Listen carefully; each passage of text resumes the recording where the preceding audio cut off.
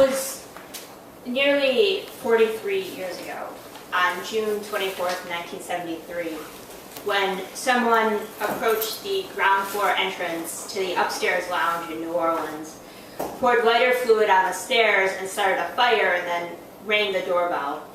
When the door was answered, a fireball burst into the room where the congregates of the local chapter of the Metropolitan Community Church were gathering after their services. Most of them were gay men, and they were targeted for that reason.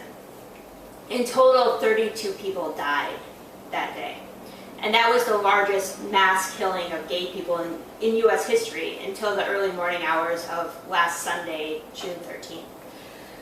Most of us were probably asleep at the time. Many of us had marched that day in DC's annual Pride Parade, where the PSL got a great reception to our message of fighting for socialism and for liberation.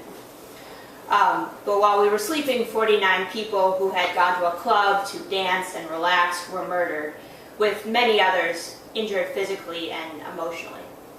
The dead ranged in age from ages 18 to 50. There was an 18-year-old, a 19-year-old, 25 people in their 20s, 18 in their 30s, 3 in their 40s, and a 50-year-old. Almost 90% of those 49 people killed were Latino, and more than half of them were Puerto Rican, part of the exodus happening now from the island caused by the U.S.-created debt crisis and poverty. Some of the people were undocumented immigrants, and almost all of them were gay men, lesbians, bisexual, trans, or queer people. It was both a terrorist attack and a hate crime. And before I go on, we're going to show a video with the photos and names of the 49 people, which is set to the background of a tribute that was sung at a really massive vigil that took place for the victims in London. I'm on your side.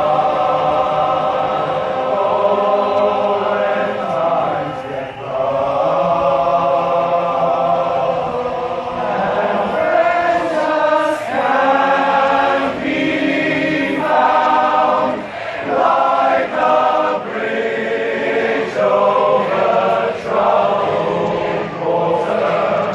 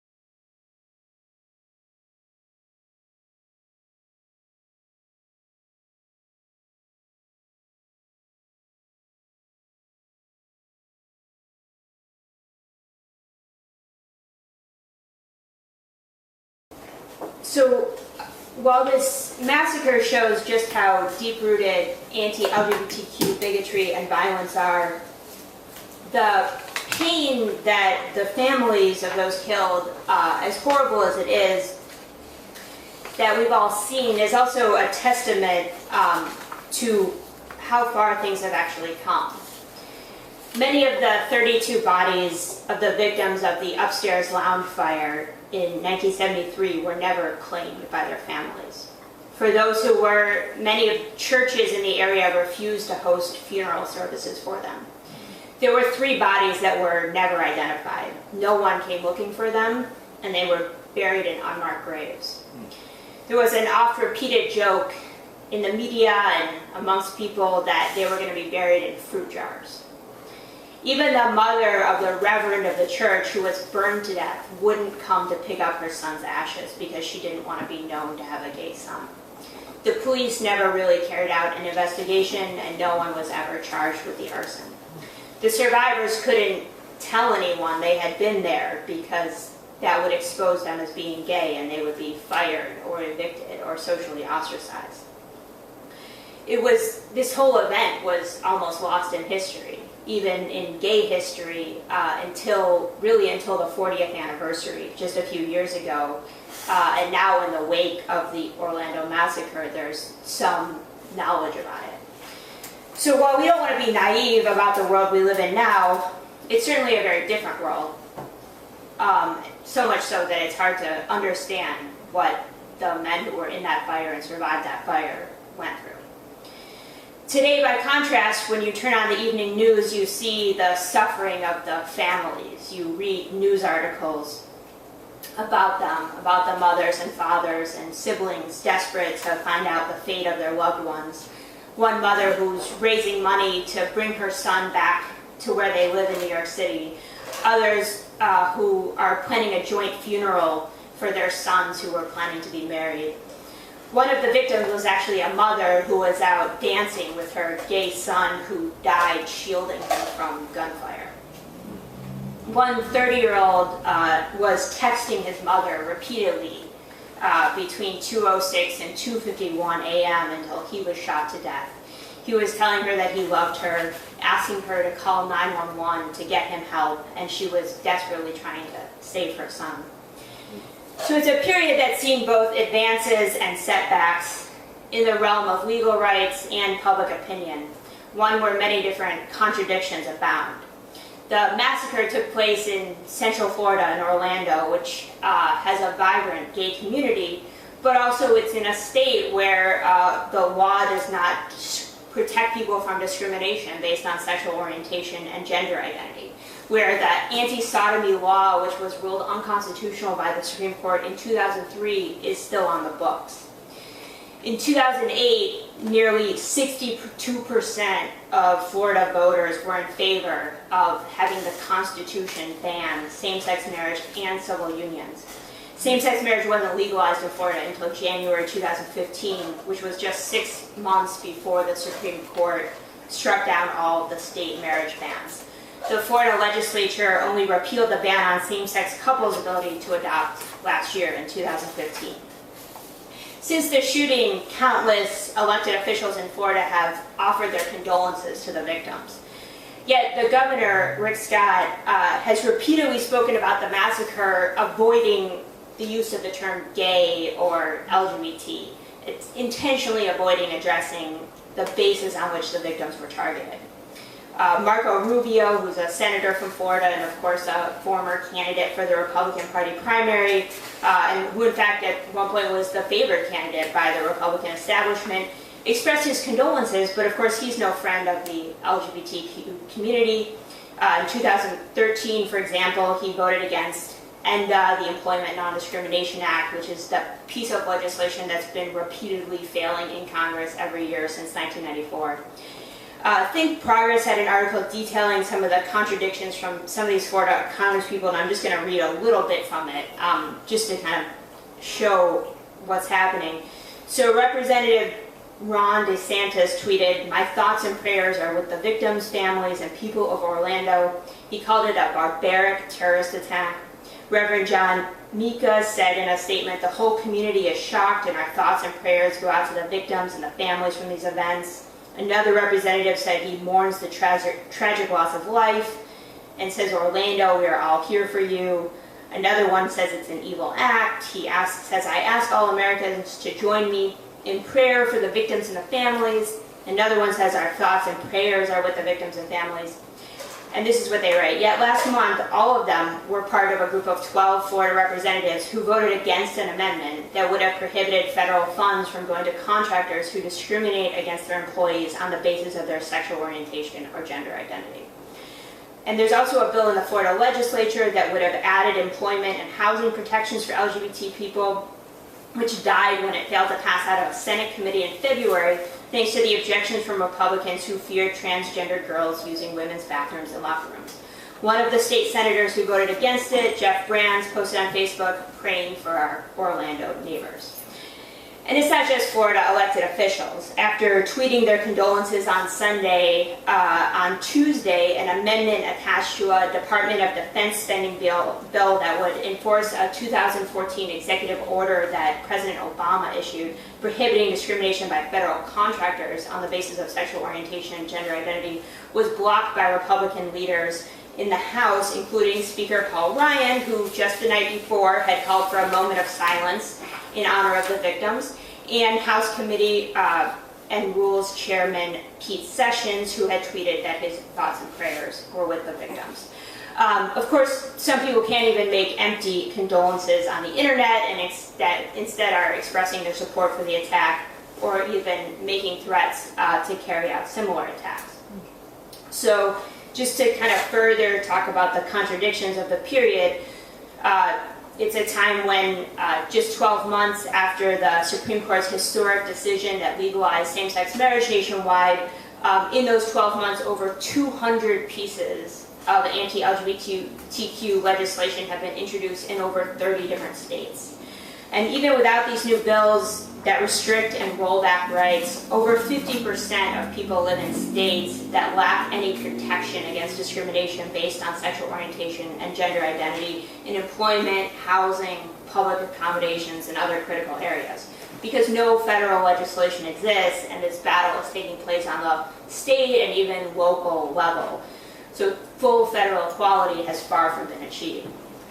We live in a time where years since a Girl Scout chapter in Washington State raised hundreds of thousands of dollars in just a few days in a show of support for their inclusion of trans girls after they rejected a large donation.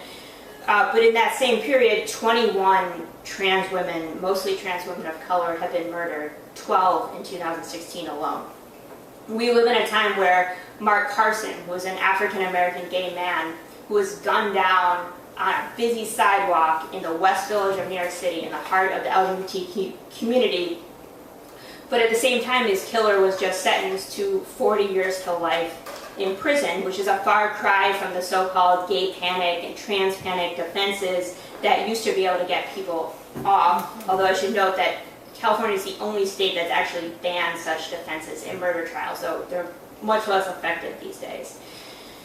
We live in a time where people responded en masse to an emergency call for blood donations in Orlando, waiting for hours and hours to help those who were fighting for their lives. The website of the local blood bank crashed because so many people were trying to access it to find out how to give blood, but at the same time, the FDA, the Food and Drug Administration, a U.S. government agency, maintains a reactionary, backwards, discriminatory, and unscientific ban that prevents men who have had sex with a man in the past 12 months from making a blood donation. So they turned away. I mean, imagine being a gay man in Central Florida in the wake of this attack and being turned away from giving blood. Just hours after the shooting, as the news was breaking, the Lieutenant Governor of Texas, Dan Patrick, this is an elected official, the second highest official in the second most populous state in the country, tweeted a biblical verse that included the passage, "A man reaps what he sows," the implication being obvious. He later deleted it because there was a public outcry, but of course he still believes it, and he went to work on Monday morning and it was business as usual for him. So the point being, there's significant advances but significant contradictions that remain, and this is all reflective of that. We're going to show a series of videos now, and we're going to show them one in a row, so I'm just going to say a couple things about all of them before we start. So the first one is about the upstairs lounge arson attack that I opened about, just to give people a little bit more of a sense of it. The second kind of shows the hypocrisy of some of these Florida officials. It's an interview that Anderson Cooper did with the Florida Attorney General, which, you know, you can say a lot about Anderson Cooper. He's a mouthpiece for the ruling class. He's actually part of the ruling class. He's a Vanderbilt. But you know, you can also see why being a gay man in this position, you know, that he really did stand up and expose her. And then the third is a video about two of the victims who I alluded to, whose parents are planning a joint funeral for them. And just to make the point too that I think a lot of us, even if we didn't know someone, at least know someone who did know someone who was there, who was killed or who was injured. One of the people in this video, Drew, is a friend of one of Radica's coworkers. I think a lot of us, you know, like at least have some connection to this. It was, you know, it impacted so many people all over the country. So we're just gonna watch these three videos. Fire broke out in a second-floor bar last night, killing 29 people and injuring 15. What was done intentionally. It was arson. A lot of people I was real friends with died. It just doesn't seem right to not remember them. The flames were just swirling. So it was all around me in the air, and fire just ripped across the upstairs lounge. I ran to the window and miraculously got through the bars and then hit the ground. I saw the Reverend's body hanging halfway out the window. And the FBI found their bones together, laying on top of each other.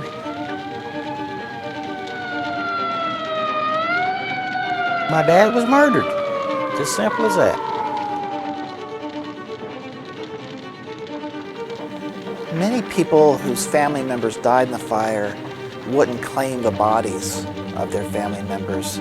But I heard the comments that were made, faggot, queer. But the real hate crime lies in how the church and politicians kept silent. I think the police could have made more of an effort to find out who did it. Maybe because it was a gay bar, people just didn't care. It shows what can happen through hate. Somebody was angry and full of hate, and they took it out on everybody in there. All them lives was snuffed out like a candle. Just, that was it. It's just a huge waste of life.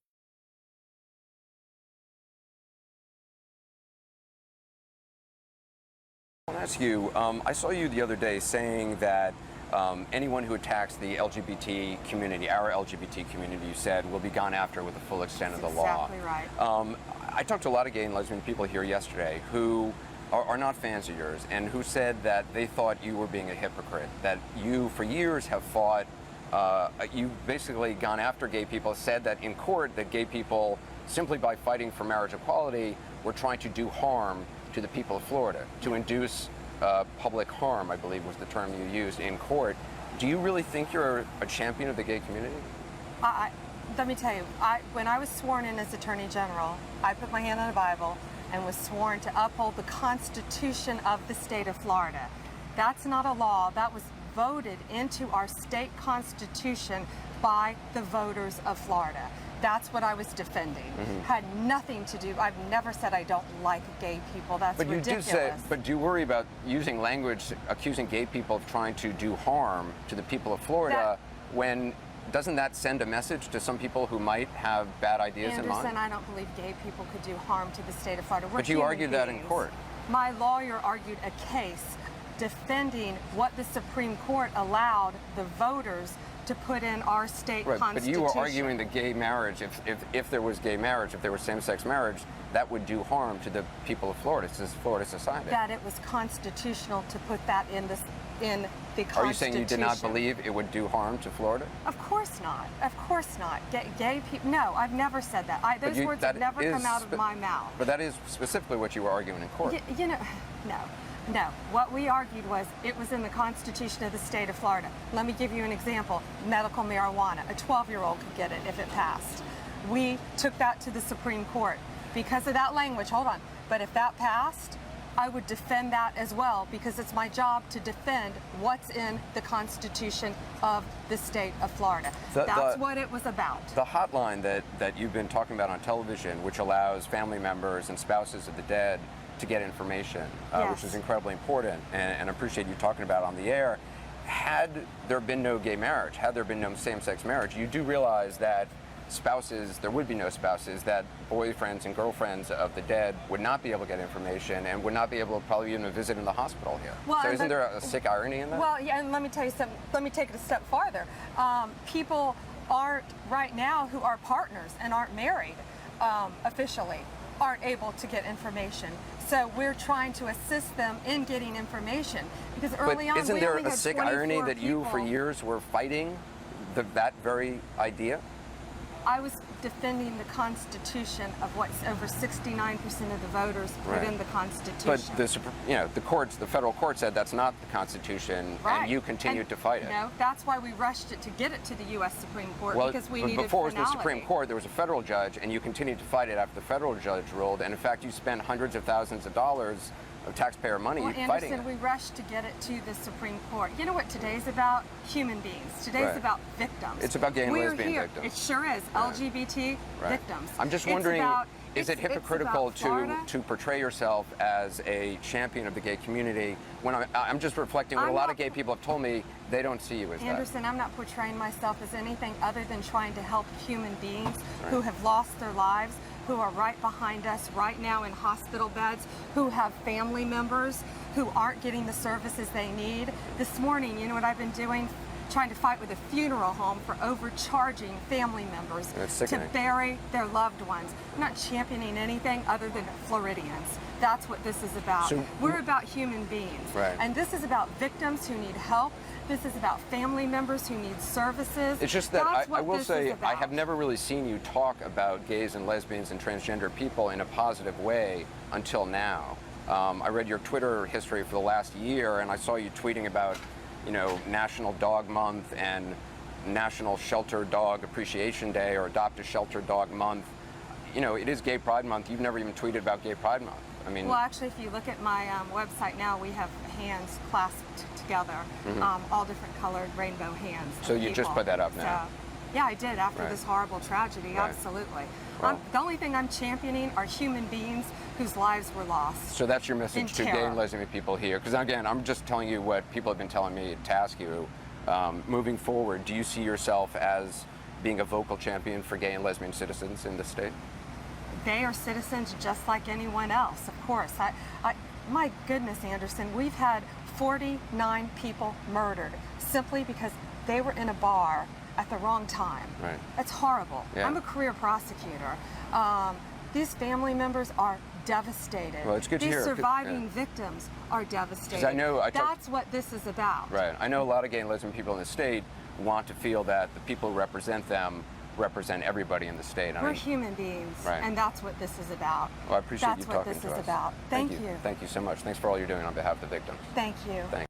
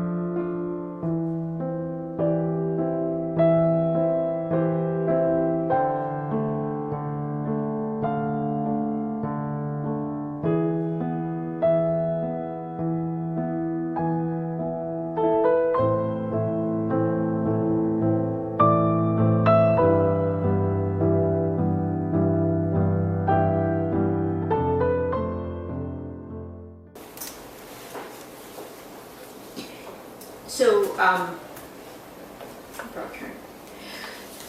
want to turn a minute now to sort of talking about how some of the politicians have responded and sort of how what they've tried to do. So Donald Trump, the presumptive Republican nominee for president, of course is taking full advantage once the identity of the shooter being Muslim came out to further what has been a main staple of his campaign, the demonization of Islam and fear-mongering against Muslim people. So despite widespread coverage that the shooter was born in the United States, Donald Trump publicly referred to him as being foreign-born and from Afghan. His tweets have focused entirely on so-called radical Islamic terrorism. And then he went on to goad Hillary Clinton for not using the term radical Islam. And not surprisingly, he's called for increased bombing of ISIS. The presumptive Democratic nominee, Hillary Clinton, is clearly not that much better. She's also very much taking advantage of the situation, of the shooter's religion, of his parents' country of origin, to advance her agenda, which is a warmongering agenda. And she too has called for an increase in U.S. bombing campaigns. Her response to Trump, far from being to fight back against his anti-Muslim and anti-LGBTQ bigotry, was simply to embrace the term radical Islam and said, in fact, she would use it. Despite the widespread and passionate and financially generous support that Clinton receives from mainstream LGBTQ organizations and their supporters, she can barely even acknowledge the facts about what happened. Her tweet, the first thing on Sunday morning, was that we were waiting for more information about what had happened. And she fails to even mention that the target was a gay club, which was definitely information that was available at that point. Once she issued her statement later that day, she didn't mention LGBTQ people until the third paragraph. She spent the first two paragraphs talking about threats at home and abroad. Then she went on to talk about international terror groups, and then she went on to talk about gun control domestically, all before she could even acknowledge that this massacre had as its target LGBTQ people. And I should add, she wasn't alone. Much of the media did the same. The original New York Times article didn't identify the target as being a gay club, and a lot of the media followed suit. They didn't want to call it terrorism until they found out the shooter was Muslim, because attacks on LGBTQ people, just like the attack on Planned Parenthood in Colorado Springs, that's not terrorism. It's only terrorism when it fits a certain definition that they've created. And still, they'd rather talk about the human victims, just like that CNN interview, than the fact that it's LGBTQ people who are targeted by hate. Clinton also said in her initial statement that regardless of the actual connections, clearly this attack was inspired by ISIS. But I want to sort of make the point that no inspiration is needed from outside the United States to carry out anti-LGBTQ violence. If the Democrats were as strong on LGBTQ rights as they claim to be when they speak to their liberal donors, they would take this opportunity to expose the bigotry and the hate of the right wing for what it is, as the basis and the seed for violent acts. But instead, they offer empty words, just like the right-wing politicians, and they divert people's focus to their other agenda items, principally war abroad and gun control at home.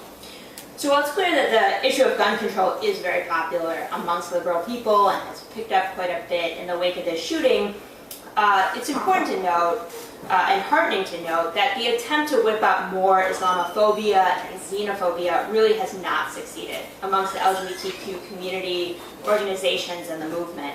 Of course, there are LGBTQ people who have bigoted views towards other oppressed groups, just like in any oppressed group.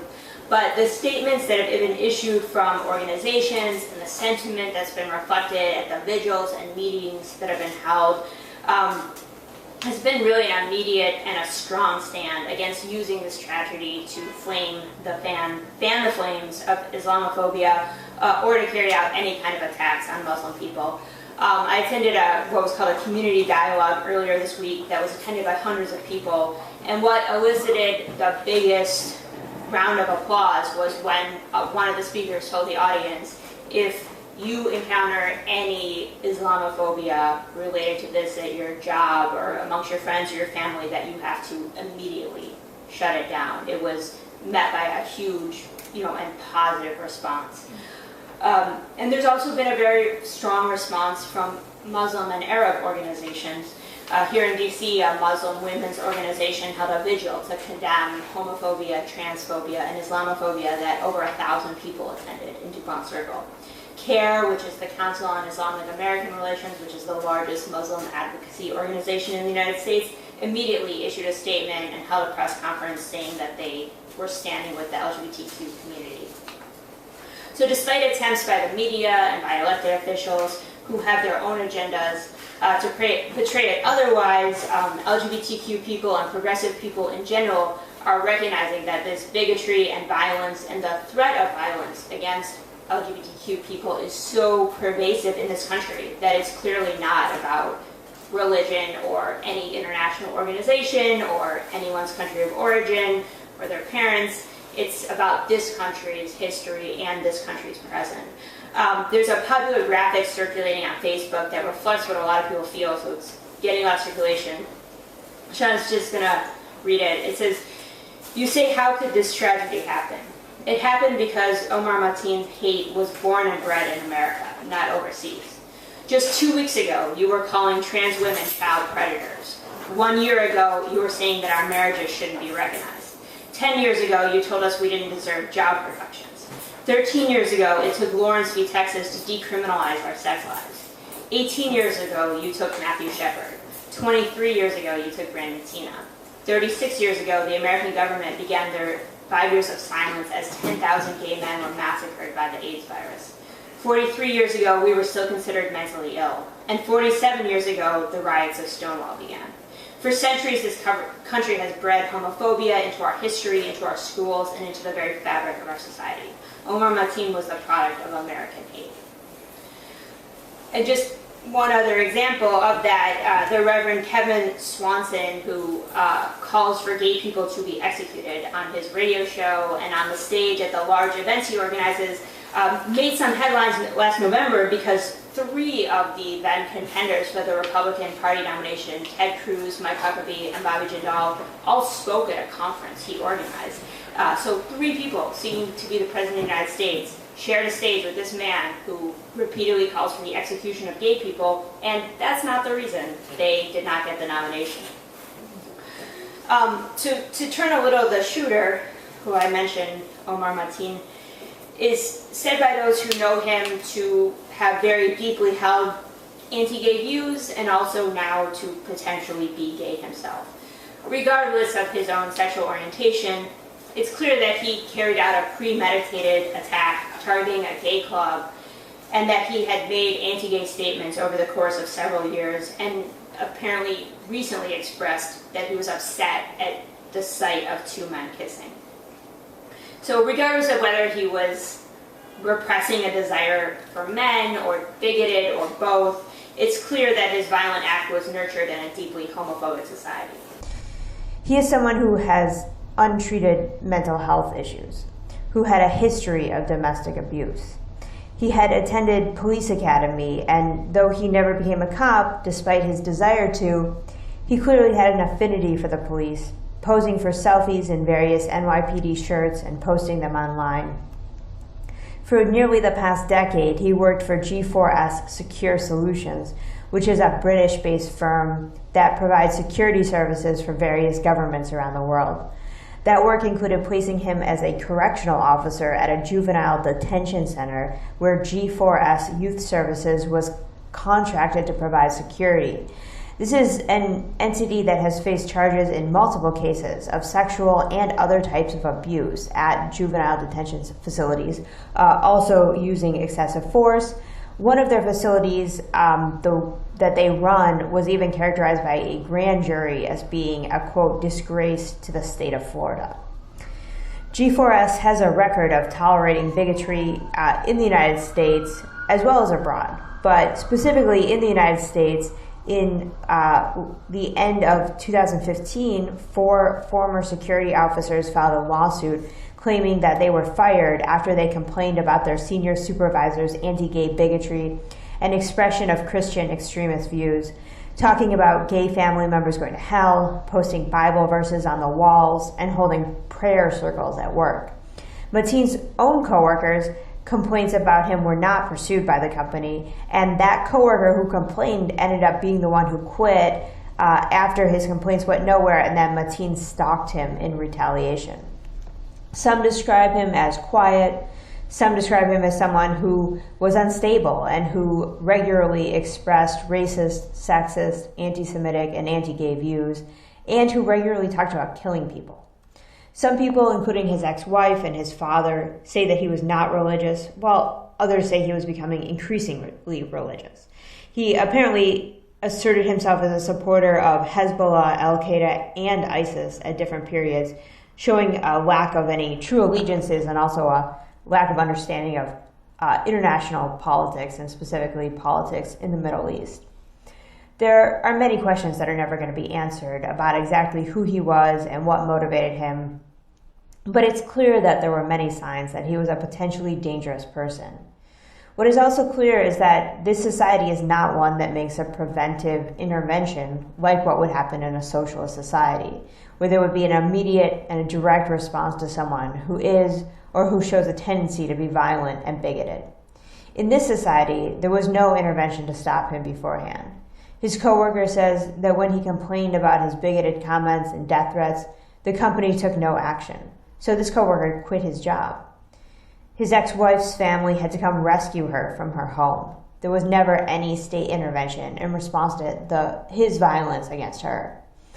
As the shooting was in progress, after the initial response, it took the SWAT team 3 hours to go inside to stop it, which is pretty amazing. There were people from the club who stayed or who went back inside to try to save their friends or even to save complete strangers, people who had no training, no weapons, no protection.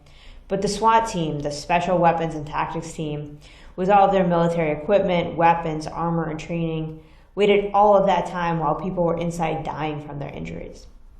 When it's a matter of shooting unarmed people or raiding homes at night when people are sleeping, the police don't hesitate. But while we'll never know sort of all the details and exactly what happened, what they're saying is that they had to spend 3 hours on and off the phone with someone who was making no demands before they could enter the building. And now even the Orlando police chief has admitted that some of the deaths and injuries were caused by police gunfire once they did take action. Now, rather than taking aggressive and decisive intervention to confront every manifestation of bigotry that exists, the so-called political leaders simply want to take advantage to further their own careers, campaigns, and agendas. What we want to do is expose and counter them. We have to build unity between the LGBTQ community and the Muslim community and all oppressed and targeted groups. And we also have to try to understand the significance of what happened. This was both a terrorist act and a hate crime, as I said earlier. Wikipedia has memorialized this event as the largest mass shooting in modern U.S. history, the deadliest attack on LGBTQ people in U.S. history, and the deadliest terrorist attack since September 11th. It has been described as the largest killing of gay people since the targeting by the Nazis during World War II.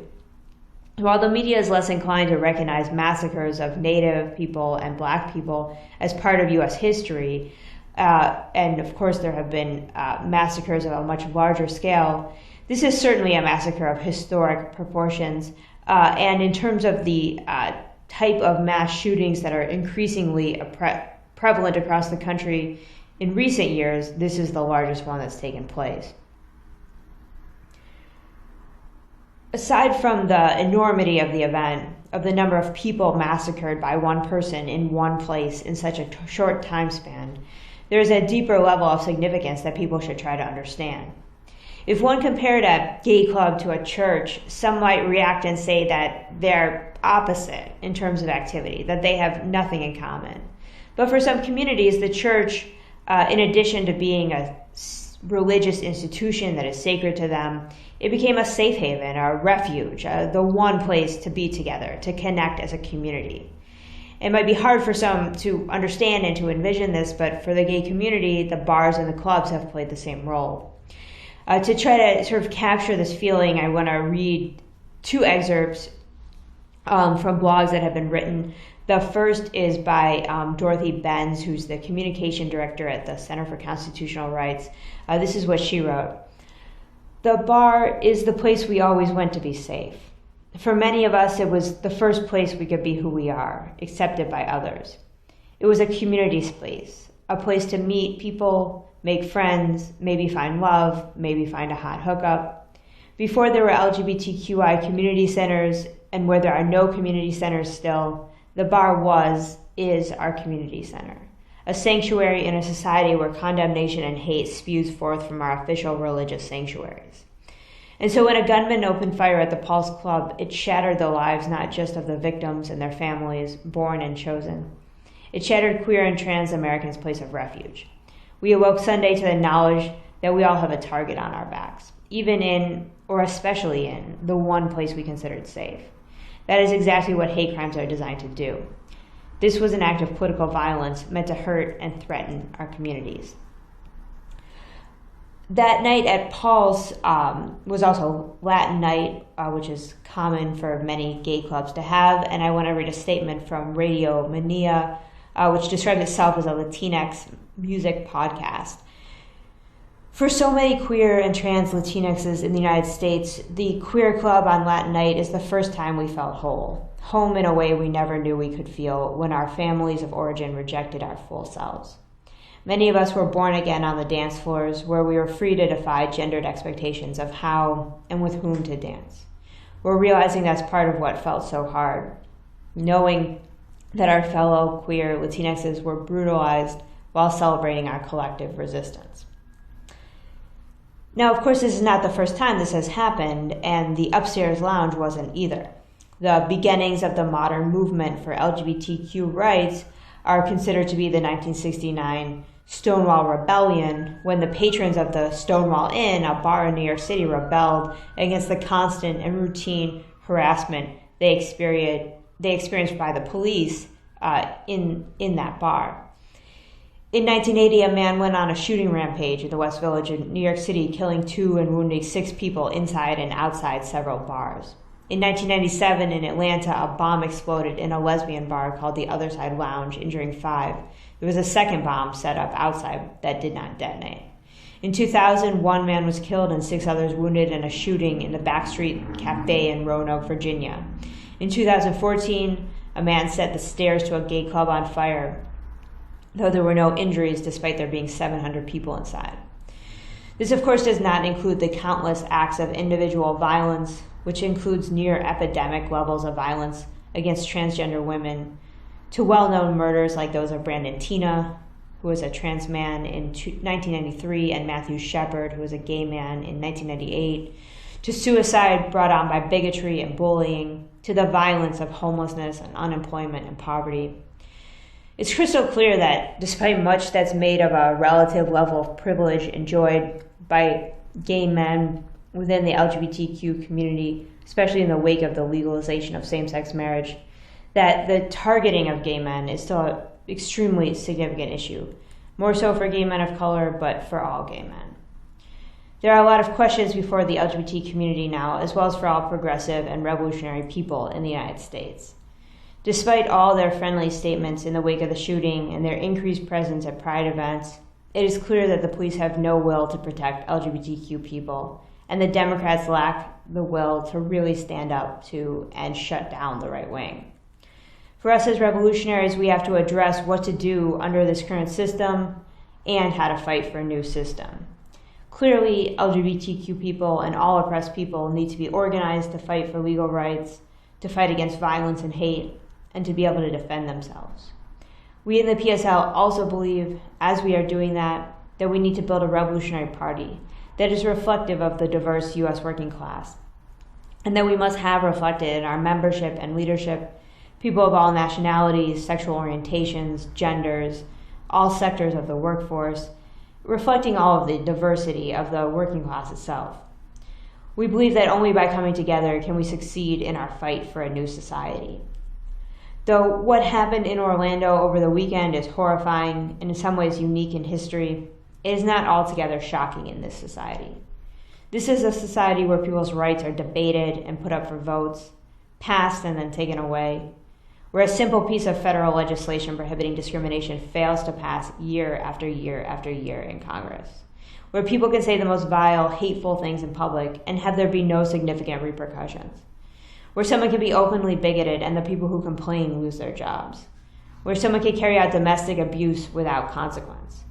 This is clearly a society where we urgently need to organize and fight back, and that we need to replace with a new society, a different society in which people are equal in the eyes of the law as well as in society, where there is a zero tolerance for discrimination, bigotry, hate, and violent attacks. We believe that socialism is that society, and that we need to fight back right now, and we need to fight to build a socialist society.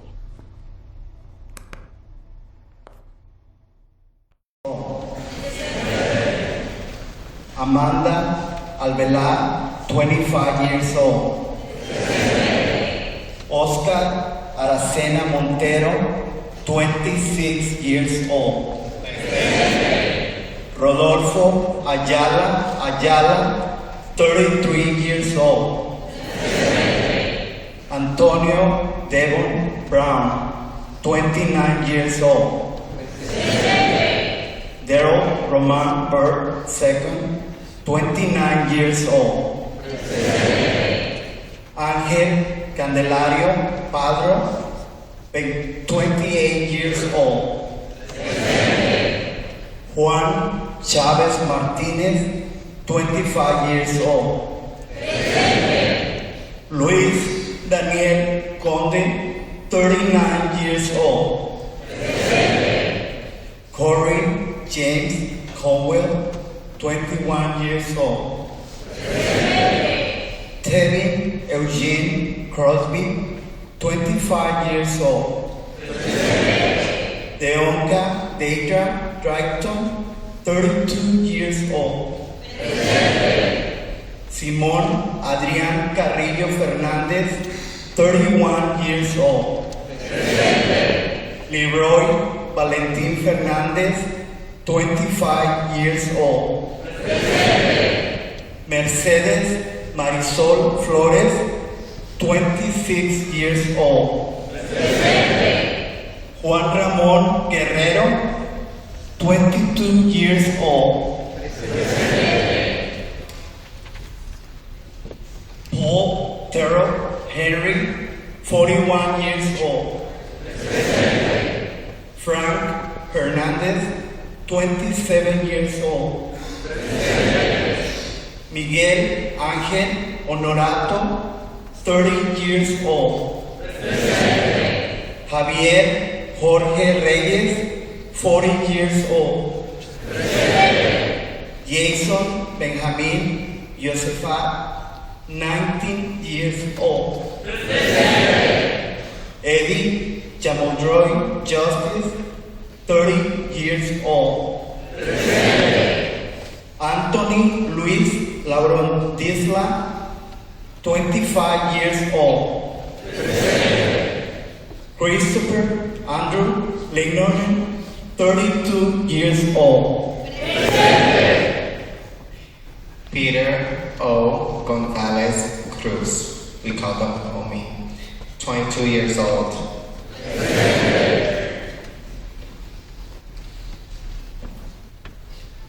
Alejandro Barrios Martinez, 21 years old. Brenda Lee Marquez McCool, 49 years old. Gilberto Ramon Silva Menendez, 25 years old. Kimberly Morris, 37 years old. Aikara Monet Murray, 18 years old. Luis Omar Ocasio Capo, 20 years old. Geraldo A. Ortiz Jimenez, 25 years old. Eric Ivan Ortiz Rivera, 36 years old. Joy Rayon Panigua, 32 years old. Giancarlos Mendez Perez, 35 years old. Enrique L. Rios Jr., 25 years old. John C. Nieves Rodriguez, 27 years old. Javier Manuel Serrano Rosado, 35 years old. Christopher Joseph Sanfeliz, 24 years old. Yumeri Rodriguez Sullivan, 24 years old.